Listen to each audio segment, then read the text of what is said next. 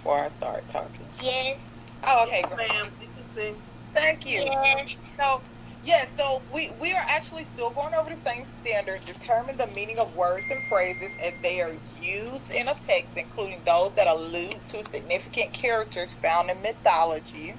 And so our learning target is still going to be the same from yesterday. Is where we're going to identify unknown words in a text, but we'll also be using, well, actually not using, but making connections between definitions and the author's use of words in the text that we are reading. Okay, so this should look familiar to you because our story is called Calamity Jane and the Wild Horse Race. Originally reading, or just even before I start reading this story, I was like, this is an interesting title, Calamity Jane and the Wild Horse Race. So I knew I would be reading something that was very wild. Okay, so I knew that starting off. And so for today's purposes, guys, I'm actually going to, as a teacher model and as my read aloud, guys, I'm going to read the first page of our story. And to keep it consistent, let me come out of this. I want to make sure that I still use the same graphic organizer that we've been using this week, just like I used in my teacher model from yesterday. And you guys also use this graphic organizer inside of your Google Doc assignment with your story. We're going to use the same graphic organizer. And so the unknown word that I came across when I read the first page of the story, well, really unknown phrase, is Calamity Jane. Okay. I was very curious as to why the author used calamity to describe Jane. And so I really didn't know what that word meant, but I knew that as we studied yesterday, we can always use our context clues to find out what exactly is the author trying to convey, with that word used to describe Calamity Jane. So as I start reading, this is why I'm blowing it up a little bit bigger for you all to see. I want you all to, make sure you're following along with me, but also pay attention. And when I ask you to put something in the chat box, make sure you rush on over there to put it in the chat box so that we can, stay engaged. So I'm going to go. We lost you. Can't hear you. I'll I talk to think, her. You guys. yeah, Miss Lewis, is everybody made an attendee? Because I think someone may be doing that. I don't know if it's Okay. my Yeah, we mistake have or. new people. I'll make them attendees. Okay, thank you. Thank you so much. I appreciate it. Okay, so I'm gonna go ahead and start reading, and keep in mind, just even the picture from the title, right here, keep that in mind as well. And even as I zoom out, you're gonna look at the pictures over there, but keep all of that in mind as I'm reading, okay? So it says, some say that the toughest, sharpest shooting horseback rider who ever lived in the Wild West was not some grizzly old cowboy, but a gal who went by the name Calamity Jane. If you let them, they'll tell you stories about Calamity Jane long into the night. In one story, she swam across the Bighorn River and rode at top speed for 90 miles to deliver some important papers. In another story, she saved a runaway stagecoach. Some people even tell a story about a time she spit in the face of a famous singer in the middle of a show. Nothing was too wild or too tough for Calamity Jane. Now we're going to stop right there because, even though I've only read like page one, I'm telling you, there was a lot of meat inside of page one. Because I think that we're going to figure out why in the world does the author call Jane a calamity? Calamity is used as a word to describe who she is. Now, keeping it consistent with our graphic organizer, let's go back here. We want to make sure that we're looking at all portions and all parts of our graphic organizer. And so the first thing that we do with our graphic organizer, so that we can keep on track with understanding the possible meaning of our unknown word, is that we want to look at the context in which the unknown word is used. And so let's go back to the context. The context is what's in the text. And so I'm going to use my drawing feature here and use my special pen. I'm so excited. this is where, but a gal who went by the name Calamity Jane. That is the context. That is where we first, get that idea of, well, the author wanted us to know that her name is Calamity Jane. Um, uh, you know, in my mind, as I was reading this, I thought, why wouldn't he just name her Jane? But it's a reason why he wouldn't just name her Jane. She has to be Calamity Jane. So I am going to keep this consistent and put it in our graphic organizer. Remember, guys, as I told you yesterday, and I showed you all yesterday, that when you are asked to give the context from either a poem or a story, you are giving exactly what's in the text. You don't have to guess about the information. You don't have to substitute words. You don't have to do any of that. Just give the direct sentence from the text that the unknown word is used in. And so I'm going to keep that consistent. Oops, I'm sorry. But a gal who went by the name Calamity. Oh, sorry, Calamity Jane. Okay, so yeah, this is the context, and we're using exactly what's in the story because we don't want to, put our own, as we would say, sauce on it. We don't have to do that for the context, okay? So now that I know that's what's in the story, when I got to thinking what could be the possible meaning of calamity, I didn't just want to guess, because I don't have to. When you look in paragraph 2, it gives us 3 important just details on why she is called Calamity Jane. And that first detail is when I read here in one story, because remember that the author said, well, you know what? I have plenty of stories to tell you about why she's called Calamity Jane. Like plenty of stories, because it says here, if you let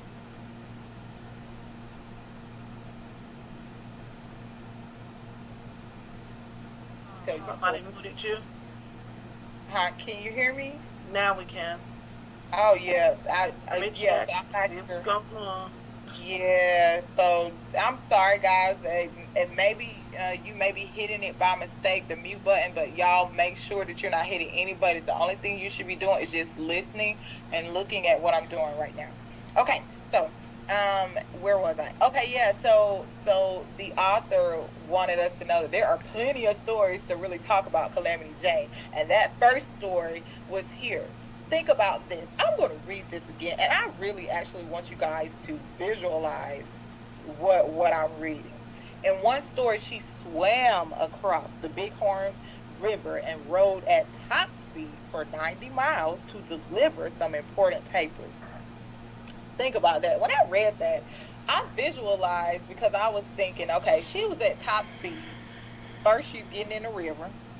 She's swimming across the river at top speed to deliver some important papers. When I saw that 90 miles, I envisioned someone driving in a car on the highway 90 miles per hour. That's pretty fast. So this let me know here that Calamity Jane is nothing to be played with, okay? She is, someone who's very daring, but to swim across a big, horned river. And, I envisioned, because even I thought, which, I don't know, this could be a little bit off subject, but I thought, why would she be swimming across a river with paper? But whatever, but I think that the author put this in there to point to, this girl is just out of the ordinary, pretty much. And then there's another story, because they're like, oh, no, we're not gonna stop right there. We have plenty of stories. We can go all night with these stories. So in another story, she saved a runaway stagecoach. So not only was she a top speed swimmer to travel and deliver some important papers, but she was a hero. She saved a runaway stagecoach. So I'm envisioning her to be this pivotal person in the world that was able to do all of these things, because not only did the author stop at that second story, the author even said some people even tell a story. See, y'all listen to this story, because this is very wild. When I read this, I said, oh, no. I cannot imagine anybody doing this. So some people even tell a story about a time she spit. I don't even like to say that word. She spit in the face of a famous singer in the middle of a show. I imagined me being at a concert to see my favorite rapper, and Calamity Jane is over there spitting in the rapper's face. That is wild. I just said, oh no, no, no, no. Calamity Jane is she's a bit out there. I wouldn't have done that. Y'all know that, you're like, oh no, see, she doing stuff that I wouldn't have never done. But here's to close this out, because I said, that last sentence in this second paragraph on the first page was very important. And if you skip over it, I think you might miss the point. Okay, so I'm actually going to circle these things here, because it said nothing was too wild or too tough for Calamity Jane. Now, I'm envisioning someone. If you have ever heard someone say, "Oh, this person is untouchable. This person is invincible. They feel like nothing can, tear them down or break them down." This is how Calamity Jane was, because think about this. She's a top swimmer, and she saves people, so they look at her like a savior. And then she also has the ability to spit in your face if she wants to. So I feel like, and as the author stated in here, she's living on the wild side of life, because I don't think I would do any of those things. Now, when we talk about Calamity, what made me think, because she's doing all of these things, and I couldn't even really envision myself doing these things. Make sure you mute your background.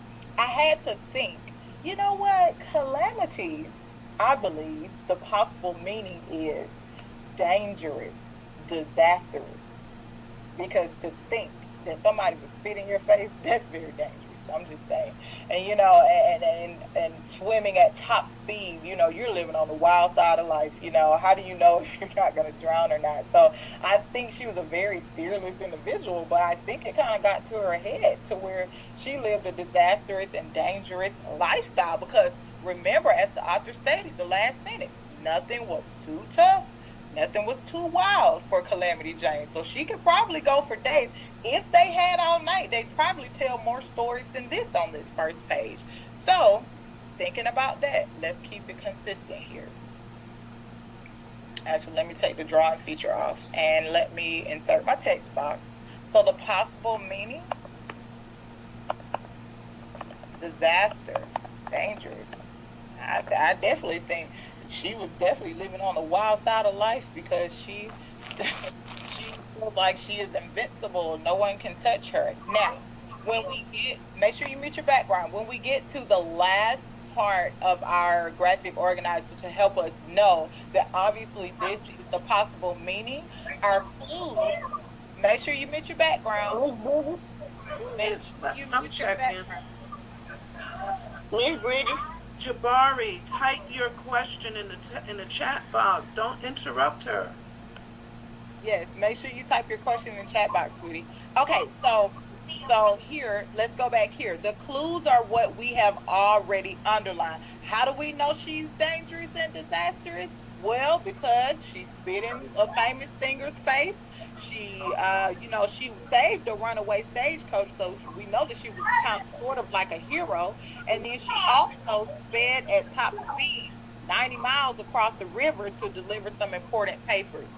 So as I am writing this out, I want you guys to be thinking about the word adventure. Think about that as I am writing this out in the graphic organizer. And if you haven't, you know what, Miss Lewis, it's a way to mute their backgrounds. Yes, I just did. That's Jabari. I did mute them. Okay, thank you so much. I appreciate it. So let me keep this consistent. She swam at top speed across the Blue Horn River.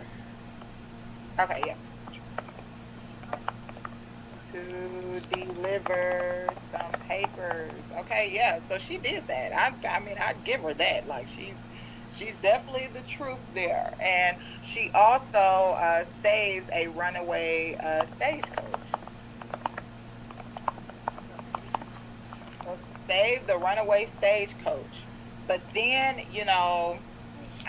this gets to the part that I just don't necessarily agree with, but she spit in a famous